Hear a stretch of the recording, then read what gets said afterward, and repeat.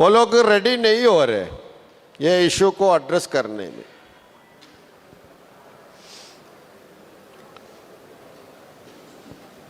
इसलिए social democratic party of India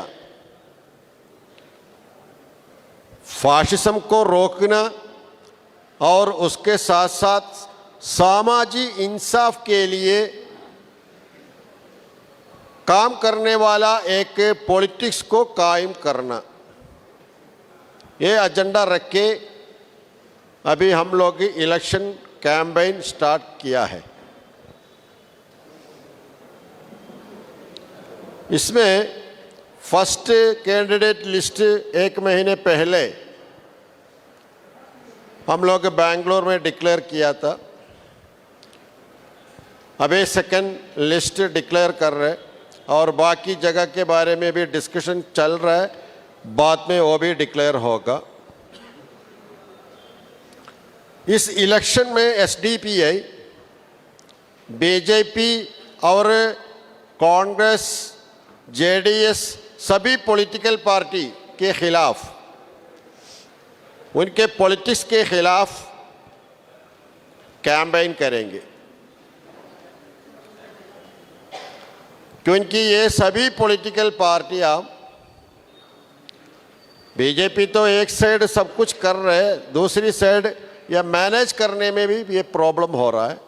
Congress कुछ नहीं कर पाए, कुछ नहीं कर रहे।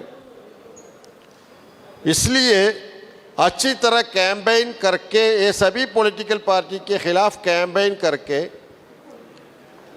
हमारे इलेक्शन कैंपेन भी हम लोग स्टार्ट किया है। आज ये कैंडिडेट लिस्ट अभी हम लोग सेकंड लिस्ट यहाँ पे अनाउंस करेंगे।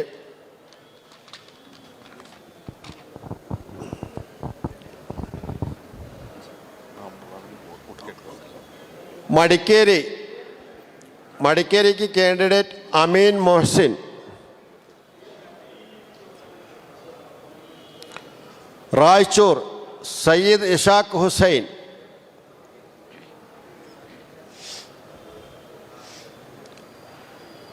तेरदल यमुनप्पा गुंडदाल,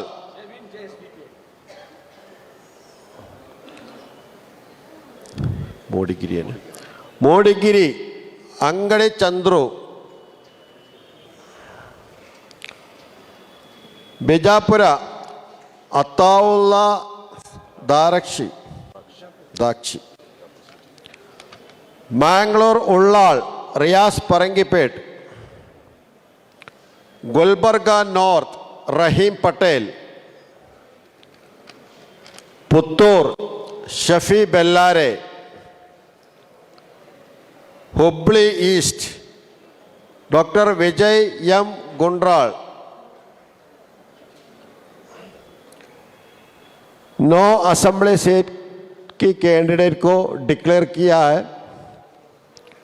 और बाकी बाद में हम लोग डिक्लेयर करेंगे। आप सभी पत्रकार की तरफ से हमारे पॉलिटिकल कैंपेन को अच्छी तरह सपोर्ट देना है, ये हमारी गुजारिश है। सबको शुक्रिया। Social democratic party of India विधानसभा चुनावಣೆ 2023 ಎಸ್ಡಿಪಿಐನ ಅಭ್ಯರ್ಥಿಗಳ ಎರಡನೇ ಪಟ್ಟಿಯನ್ನು ನಮ್ಮ ರಾಷ್ಟ್ರೀಯ ಅಧ್ಯಕ್ಷರು ಘೋಷಣೆ ಮಾಡಿದ್ದಾರೆ. ಕಳೆದ ಬಾರಿ ನಾವು 10 ಕ್ಷೇತ್ರಗಳಲ್ಲಿ ನಮ್ಮ ಪ್ರಥಮ ಪಟ್ಟಿಯನ್ನು ನಾವು ಬಿಡುಗಡೆ ಮಾಡಿದ್ವಿ.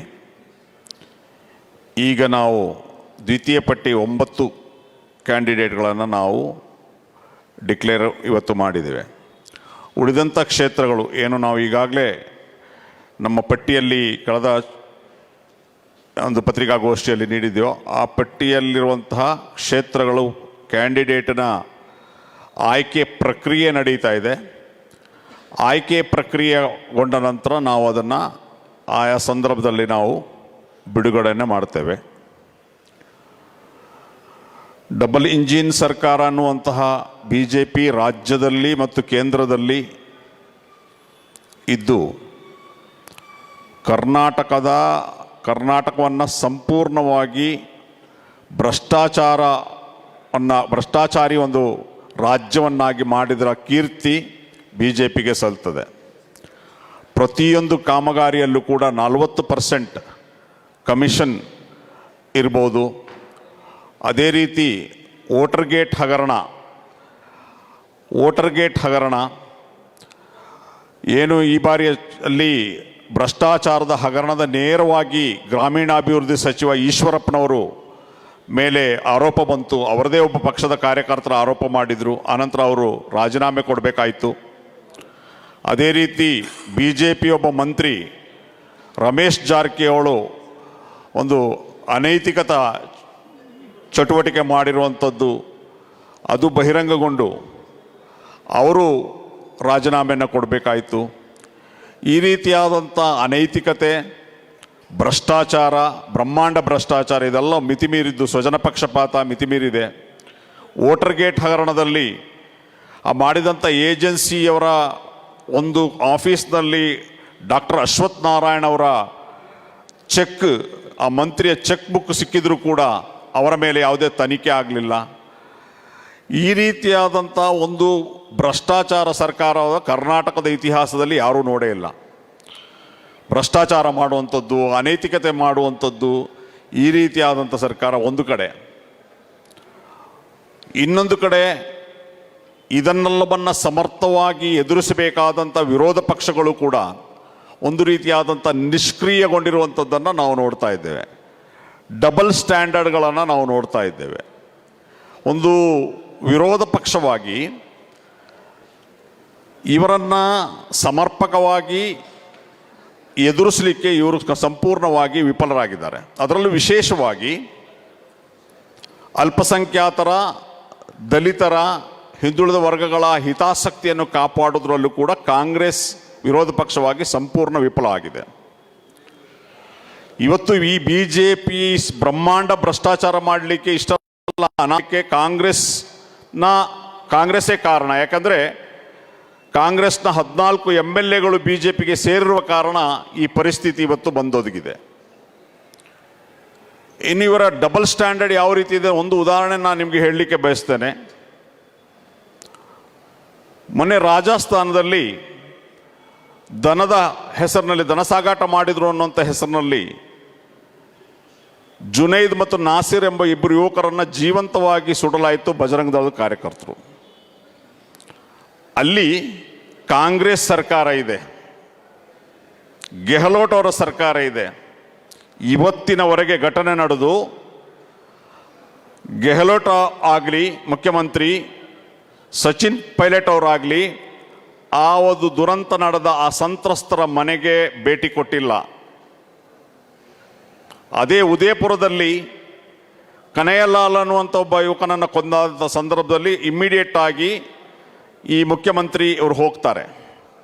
ನಾನು ಇದನ್ನು ಯಾಕೆ ಪ್ರಸ್ತಾಪ ಮಾಡಿದೆ ಅಂತ ಹೇಳಿದ್ರೆ, ಕಾಂಗ್ರೆಸ್ನವರು ಮಂಗಳೂರಿನಲ್ಲಿ ಈ ರೀತಿ, ಅಂದರೆ ಬಿ ಜೆ ಪಿಯವರು ಮಂಗಳೂರಿನಲ್ಲಿ ಈ ರೀತಿ ದುಮುಕ ನೀತಿ ಅನುಸರಿಸಿ, ಅಂದರೆ ಅಲ್ಲಿ ಪ್ರವೀಣ್ ನೆಟ್ಟಾರು ಮಾತನಾಡೋದು ಅವರ ಮನೆಗೆ ಹೋಗ್ತಾರೆ, ಆದರೆ ಮಸೂದ್ ಮನೆಗೆ ಹೋಗೋದಿಲ್ಲ, ಫಾಜಿಲ್ ಮನೆಗೆ ಹೋಗೋದಿಲ್ಲ, ಪರಿಹಾರ ಕೊಡೋದಿಲ್ಲ. ಪ್ರವೀಣ್ ನೆಟ್ಟಾರ್ ಕೇಸನ್ನು NIAಗೆ ಕೊಡ್ತಾರೆ, ಆದರೆ ಈ ಕೇಸನ್ನು ಸ್ಟೇಟ್ ಪೊಲೀಸ್ ಮಾಡ್ತದೆ. ಈ ರೀತಿ ತಾರತಮ್ಯ ಮಾಡಿದಾಗ ಕಾಂಗ್ರೆಸ್ನ ಸಿದ್ದರಾಮಯ್ಯನವರು ಮತ್ತು ಇವರೆಲ್ಲ ಮಂತ್ರಿಗಳು ಎಲ್ಲರೂ ಕೂಡ ಪ್ರಶ್ನೆ ಮಾಡಿದರು.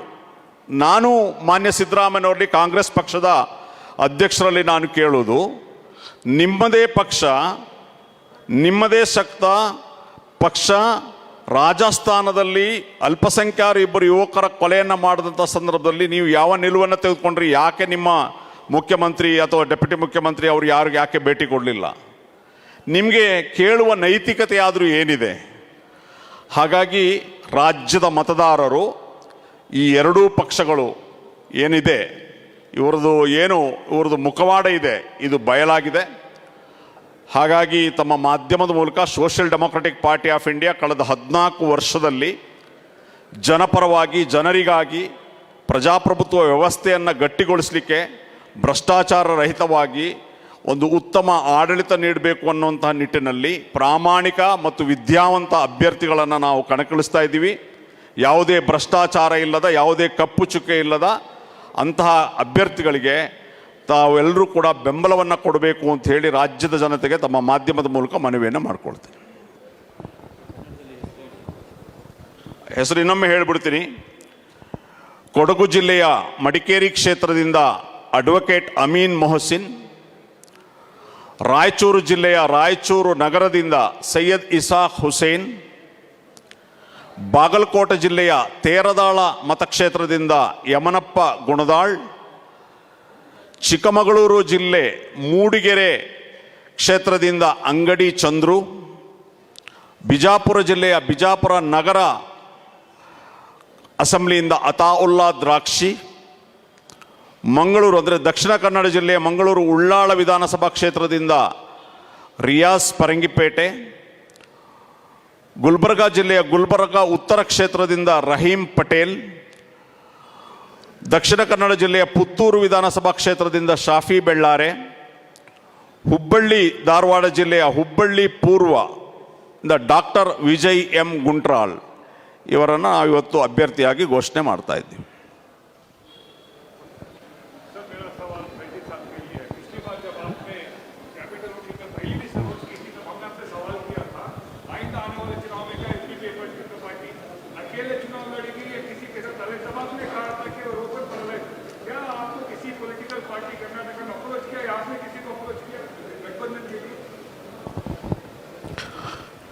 हम लोग किसी के साथ अप्रोच नहीं किया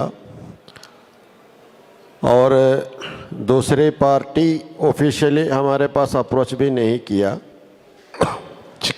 क्योंकि इलेक्शन के टाइम आ रहे, इंडिविजुअली बात कर रहे हैं अलग अलग लोग, लेकिन इलेक्शन आने के टाइम में देखेंगे, ये अभी तो नहीं होगा। उतना है, अगर एक जेंटलमैन एग्रीमेंट के साथ है तो हम अलायंस के लिए रेडी है, बीजेपी के अलावा किसी पार्टी के साथ नहीं है तो हम इंडिविजुअली कंटेस्ट करेंगे।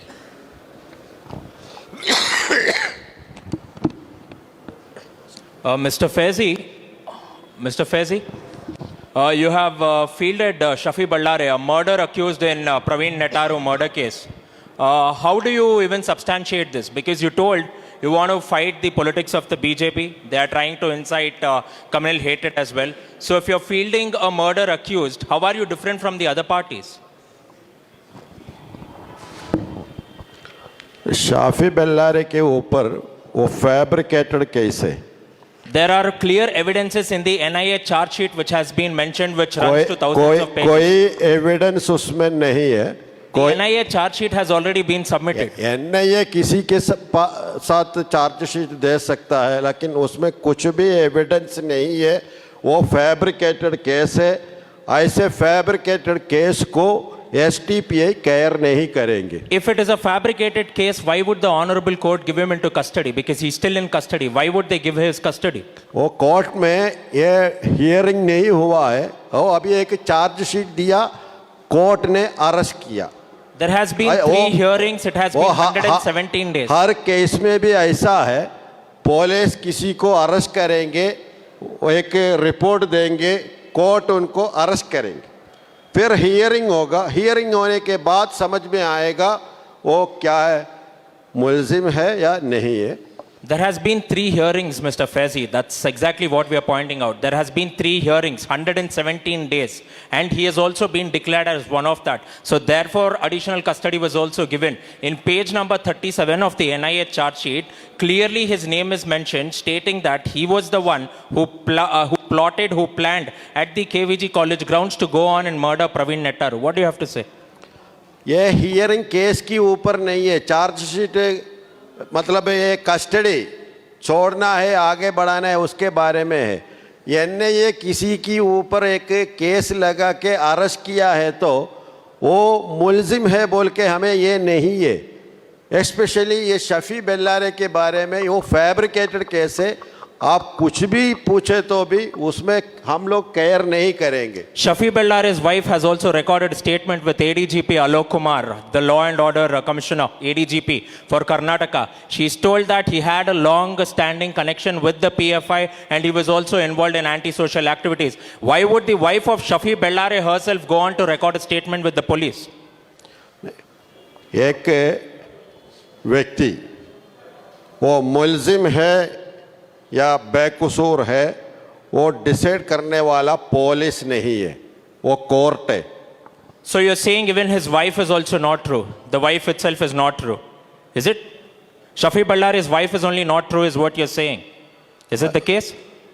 फैब्रिकेटेड केस है। The wife is saying that her husband is an accused. You're still saying that it's a fabricated case. Accused बोले तो क्या है, पुलिस अरेस्ट किया है। She's saying he is involved in the murder. He met antisocial elements. Police arrest किया बोले तो उसका मतलब वो एक क्या है, मुलजिम नहीं है। Okay, so you're saying that even the accused will be given tickets from the STPI, yeah? Yes? देखो इट्स ये जो आप बोल रहे हैं ये एंटायरली रॉन्ग है, क्योंकि कोई वाइफ किसी का भी वाइफ ऐसा नहीं बोलेंगे कि मेरा No, the statements are recorded. एक minute The statement statements are देखो recorded. Police statement So you essentially cannot tell we are wrong. You can either point your fingers at the NIA or you can point your fingers at the police. You can't essentially tell us that we are wrong. All we are asking is that statements have been recorded by the police. see- Depending on the charge sheet, depending on the statements given to the Do police. you think we're the questioning. police is the final here?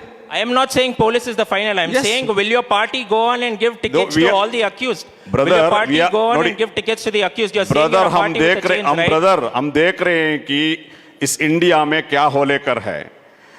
BJP का against कौन है, against कौन बात करता है, ये तमाम लोगों का ऊपर फैब्रिकेटेड केस, ईडी, आईटी, तमाम चीजें ये हो रहा है। परसों जो पवन कांग्रेस का लीडर को ये लोग अरेस्ट किया, यानी कि ये एक विच हंट ये हो रहा है। देखिए शाफी बेल्लारे हमारे स्टेट सेक्रेटरी है। जिस दिन जो इंसिडेंट होने के बाद 2 मंथ्स शाफी बेल्लारे ओपन था, तब केस स्टेट पुलिस के साथ था। पूरा 2 मंथ्स होने के बाद जब एनआईए इसको लिया तो उस टाइम में अरेस्ट किया। 2 मंथ्स में एक इंक्वायरी भी नहीं किया स्टेट पुलिस। समझ में आता है आपको? तो हमारा स्टेट सेक्रेटरी जिस दिन अरेस्ट हुआ उसी दिन हमने किया कि ये एक फैब्रिकेटेड केस है, ये विच हंट है, एक पॉलिटिकल पार्टी को डैमेज करने के लिए किया हुआ है। ये मैं बताना चाहता हूं स्टेट का तमाम लोगों को आपका माध्यम से, वो सिर्फ अक्यूज्ड है, एक